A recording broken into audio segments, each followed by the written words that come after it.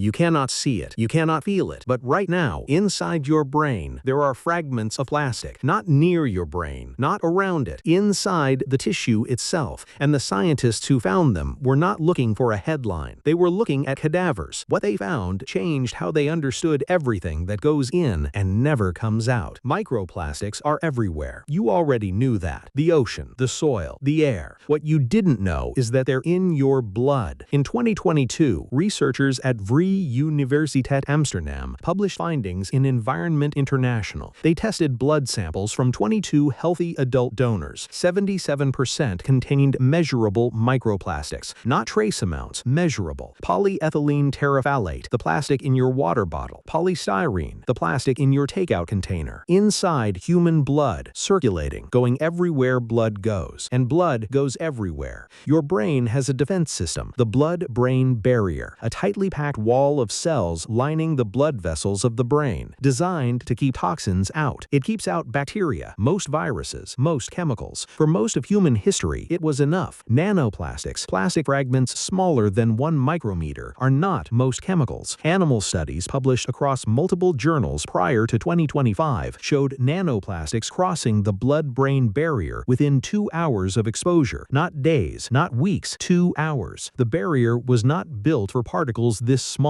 It has no mechanism to recognize them as threats. They pass through the same way they pass through almost everything else, because nothing in human evolution prepared any biological system for plastic. Plastic is 80 years old. Your blood-brain barrier is 500 million years old. It never learned what plastic was. Matthew Campen, toxicologist at the University of New Mexico, published research in 2024 that quietly rewrote what scientists thought they knew. His team analyzed human brain tissue samples alongside liver and kidney samples from cadavers. They were looking for microplastics. They found them everywhere. But the brain samples contained significantly higher concentrations than the liver or the kidney. Not comparable, higher. The organ designed to be the most protected had accumulated the most. Campen's team also noted something they were careful not to overstate but could not ignore. Samples from individuals who had been diagnosed with dementia showed higher plastic concentrations than samples from those who hadn't. This isn't proof of causation. Campen said that clearly, but it's the kind of correlation that makes scientists stop what they're doing and look closer. You have eaten approximately 5 grams of plastic every week since you were born, the equivalent of a credit card every week. This isn't a metaphor. This is the figure from a 1919 WWF commissioned study by University of Newcastle, Australia. It was based on consumption data across food, water, and air. 5 grams every week for your entire life. You didn't choose this. There was no moment where someone asked if this was acceptable. It simply became the condition of being alive in the modern world, and your brain, which never evolved to deal with any of it, has been accumulating the evidence of that condition. It does this in its own tissue, without your knowledge or your consent. Campen said something after his findings were published that has stayed in the scientific community. He said the concentrations he found in human brain tissue were higher than he expected, by a significant margin. He also said the rate of increase suggested acceleration, not stabilization. The science is early. The causation is unproven. The mechanisms are still being mapped. But here is what is not early and not unproven. Plastic is in human blood. Confirmed. Plastic crosses the blood-brain barrier. Confirmed. Plastic accumulates in human brain tissue. Confirmed. At higher levels than other organs. Confirmed. What it does there is the question science is now racing to answer. The plastic is not waiting for the answer.